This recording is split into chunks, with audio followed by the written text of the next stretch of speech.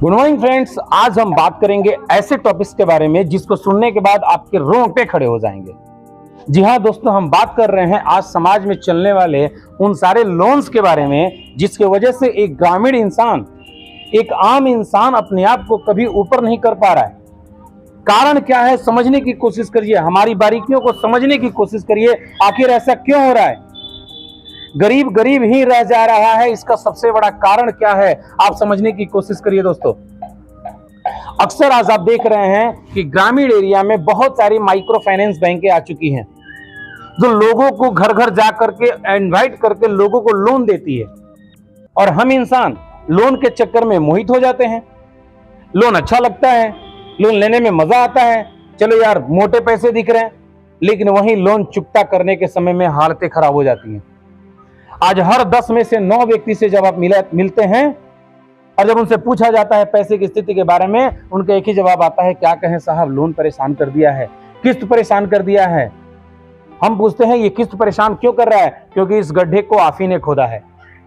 ये गड्ढा कहीं ना कहीं आपको खुद परेशान कर रहा है, क्योंकि इस गड्ढे के खोदने का जड़ जो है आप ही हैं। बहुत पहले किसी विद्वान ने कहा है, मनुष्य अपने भाग्य का निर्माता स्वयं होता है, और आप भी तो वही कर रहे हैं। ध्यान से सुनिए हमारी बात को, ये बैंकें किस तरीके से हमें कंगाल कर रही हैं और अपनी तिजोरियों को भर रही हैं। समझने की कोशिश करिए। आज आप जाते हैं किसी बैंक में, माइक्रो फाइनेंस बैंक में, मैं किसी बैंक का नाम नहीं लूंगा, लेकिन वो सारी बैंकें हैं। मैं किसी बैंक का नाम नहीं लूंगा, लेकिन सारी बैंकें हैं जिसमें आप लोन के लिए जाते हैं और आप मिनिमम लोन सबसे पहले आपको 40,000 रुपये दिए जाते हैं। 40,000 रुपये आपको दिखता है 40,000 मिलेगा, लेकिन नहीं, प्रोसेसिंग के नाम पे 3,000 रुपये पहले ही काट लिया जाता है।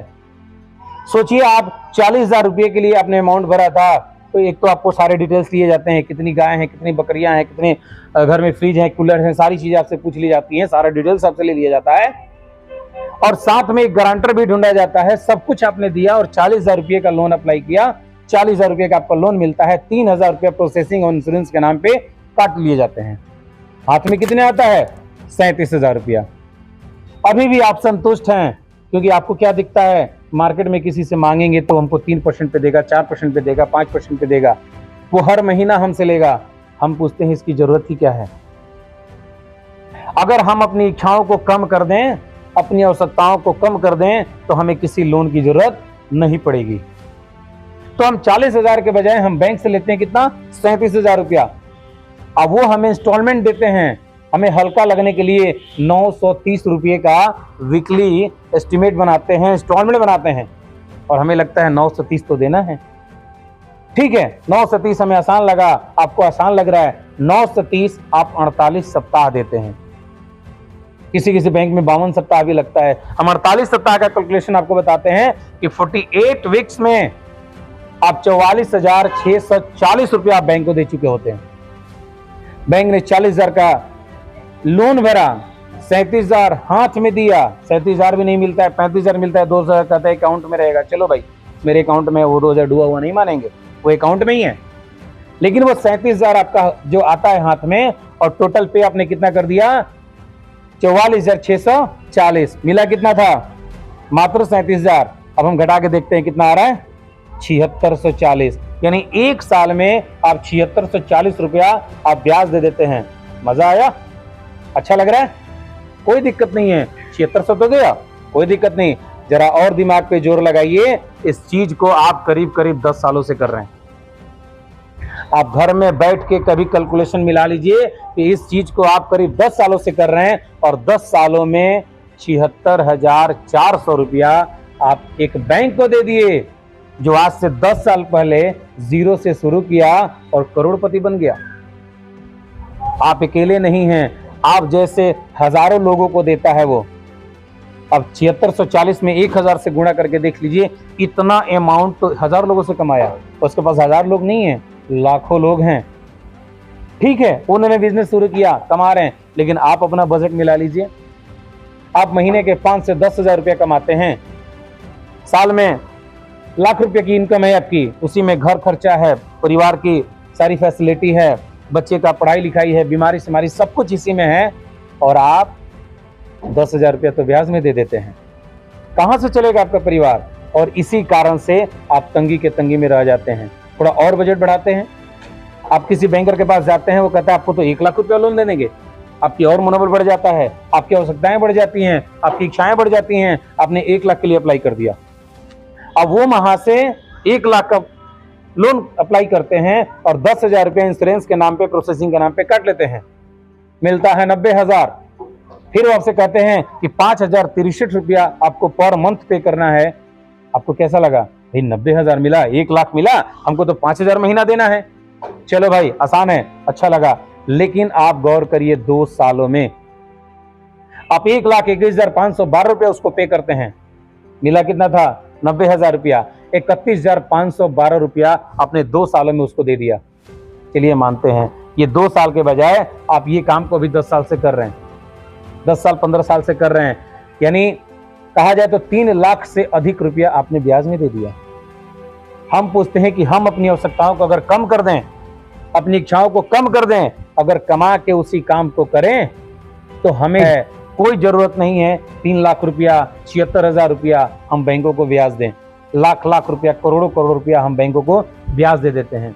अपने काम को करने के चक्कर में आप आदत डालिए कि आप अपनी आवश्यकताओं को कम करेंगे, अपने जो भी काम को करेंगे कमा के करेंगे। अक्सर व्यवसाय के पास हम देखते हैं, जाते हैं, एक दुकानदार से जब मिलते हैं, दुकानदार कहता है आज बिक्री नहीं हुआ, किस्त जमा करना है, कहाँ से लाएं? वो 10 लोगों को फोन करता है, भाई 2,000 रुपया हो तो मोबाइल पे डाल दो, भाई 2,000 रुपया हो तो मोबाइल पे डाल दो, आज किस्त पे करना है। ये हम सबकी दशा है। आखिर ये क्यों हुआ? क्योंकि आज जो है, मैं बार बार कहता हूं कि जो चीज आप वर्तमान में देख रहे हैं वो पैदाइशी वर्तमान की नहीं है, इसकी बीज जो है बहुत पहले बो दी गई थी। महाभारत में जब युद्ध हुआ था, तो महाभारत की रणभूमि में जो युद्ध चल रहा था, वो परिणाम उस दिन का नहीं था, उसकी बीज बहुत पहले बो दी गई थी।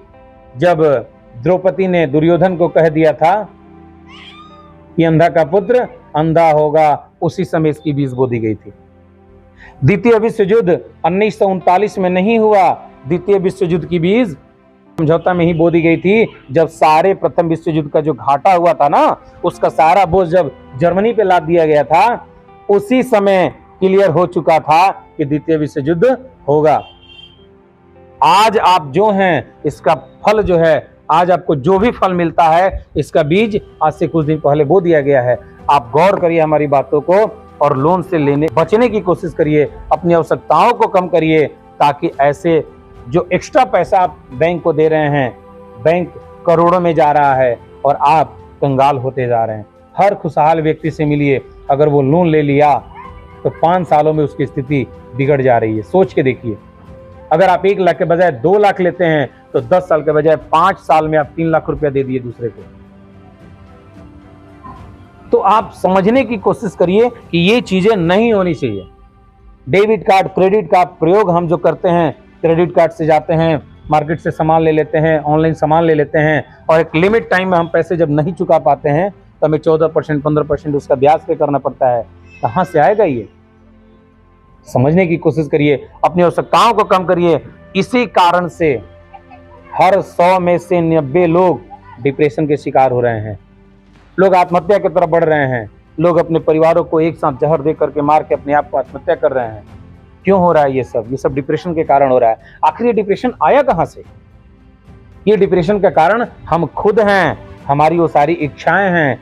हाँ, अगर आपके फैमिली में कोई ऐसा व्यक्ति है जो आप पे विशेष डिमांड करता है, आपको मजबूर करता है, आप उस फैमिली के मेंबर को बैठाइए, समझाइए कि अगर ये कैलकुलेशन रहा तो हम अपनी सारी कमाई तो दूसरों को दे देंगे, निश्चित तौर पे वो भी समझेगा। व्यवसाय घाटा में चल रहा है, क्यों व्यवसाय घाटा में जा रहा है? क्योंकि आपने लोन लिया, लोन लेके सामान ला दिए, दुकान में सामान भर दिए और बेच बेच के पूंजी बढ़ाने के बजाय ब्याज के रूप में आपने दे दिया। बिजनेस कहां से ग्रोथ होगा? बिजनेस ग्रोथ का सही तरीका होता है कि आपने अगर 100 रुपये इन्वेस्ट किया और उस 100 रुपये में से 10 रुपये आप कमाएं तो 110 रुपये आपकी पूंजी बननी चाहिए।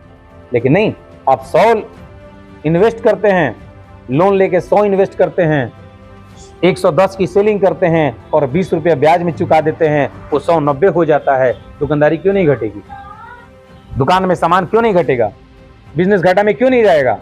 आप समझने की कोशिश करिए। मुझे लग रहा है आप हमारी बातों से सहमत हैं। अगर सहमत है तो इस बातों को ज़्यादा से ज़्यादा तक फैलाइए, क्योंकि आज समाज में जिन लोगों के अंदर जो लोन का भूत चढ़ा है, ग्रामीण क्षेत्रों में खास तौर पे लोगों का ये भूत उतरे। मेरा वीडियो बनाने का एक ही मकसद था कि आपकी आंखें खुल जाए, आप अपने आप को संभाल लें, वरना आने वाले 20 साल 25 साल के बाद हमारे घर के सारे पैसे बैंक में ब्याज के रूप में दिखेंगे, मूलधन के रूप में नहीं। अगर वीडियो पसंद आए लाइक करें, शेयर करें। तब तक के लिए जय हिंद, जय भारत।